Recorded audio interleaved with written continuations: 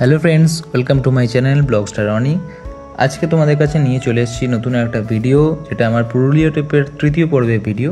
এই ভিডিওতে তোমরা দেখতে পেয়ে যাবে পাঞ্চেত আর মাইথন ড্যাম ঘোরার ভিডিও। তো আমরা গড়পঞ্চকোট ছেড়ে বেরোনোর পর কিছুক্ষণের মধ্যেই পাঞ্চেত আর মাইথন ড্যামের দিকে এগিয়ে চললাম। আর এই ট্রিপটা পুরোটাই আমরা করেছি হচ্ছে বাইক ট্রিপ। তো বাইক ট্রিপের যা যা অ্যাডভেঞ্চারাস জিনিসপত্র সব কিছুই তোমরা দেখতে পাবে এই ভিডিওতে। তো চলো দেরি না করে ভিডিওটা স্টার্ট করা যাক। আর পুরো ভিডিওটা অবশ্যই দেখো, ভালো লাগলে শেয়ার আর সাবস্ক্রাইব করতে ভুলো না।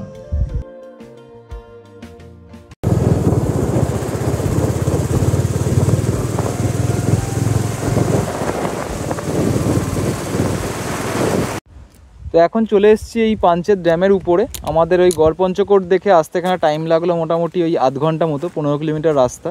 তো এই রাস্তাটা মোটামুটি আমি মলয়দা দুজনে মিলে চালালাম। মলয়দা কেমন লাগলো বলো? দারুণ রাস্তা, অসাধারণ রাস্তা।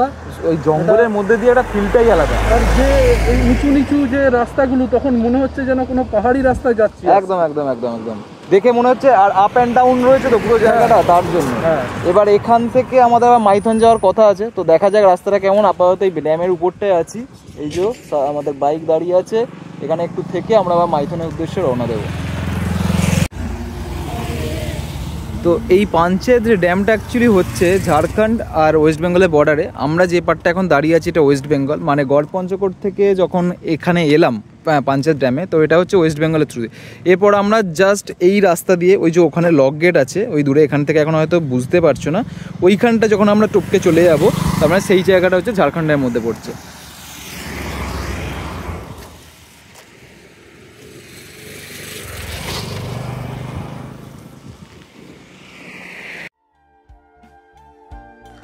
তো বন্ধুরা, তোমরা এই পাঞ্চেত আর মাইথন ড্যাম যদি ঘুরতে চাও তাহলে একটু ভোর ভোর বেরিয়ে পড়ো।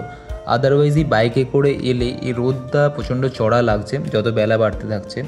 আর শীতকালে আসতে পারলে তো এটা খুবই ভালো। তবে তোমরা যদি পুরুলিয়া হয়ে আসতে চাও তাহলে বলবো একটু সকাল সকাল বেরিয়ে যাও। আমাদের একটু বেরোতে লেট হয়ে গেছে, তার জন্য এখানে পৌঁছতেও দেরি হয়ে গেল।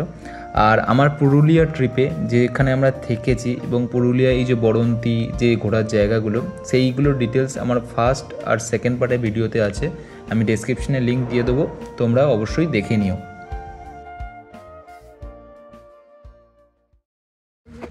তো আলটিমেট এখন চলে এসেছি এই মাইথন ড্যামে। এটা পাঞ্চেত ড্যাম থেকে ওই মোটামুটি 40 মিনিটের ডিস্টেন্স, 17 কিলোমিটার মতো। তো ঝাড়খণ্ড শহরের মধ্যে দিয়ে আস্তে আস্তে আমরা চলে এসেছি। এই বাইকটাকে হালকা স্ট্যান্ড করিয়ে দিয়ে এবার তোমাদের এই ড্যামটা একটু দেখিয়ে দিই। দেখো একদম ক্লিয়ার, বেশ জল দারুণ। আর ওই পাঞ্চেত ড্যামের থেকে এটা আরও বিউটিটা আরও সুন্দর, মাঝে মাঝে এরকম টিলার মতো পাহাড়। আর ওইখানে একটা ওই আইল্যান্ড টাইপের হয়েছে দেখতে পাচ্ছ, ওখানটায় বোটে করে যাওয়া যায়, কিন্তু আমাদের টাইম নেই মনে হয় না যেতে পারবো বলে। এখন ওখানে স্পিড বোটও চলছে, তোমাদের একটু জুম করেই দেখাই, এরকম বুঝতে পারবে। তো এগুলো আলাদাভাবে ভাড়া দিয়ে যেতে হবে।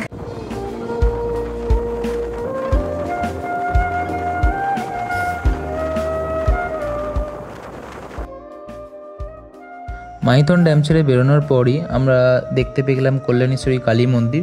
তো এখানে তোমরা এলে পুজো দিয়ে যেতে পারো, কিন্তু আমাদের হাতে টাইম কম ছিল, তো তার জন্য এখানে ঢুকতে পারিনি।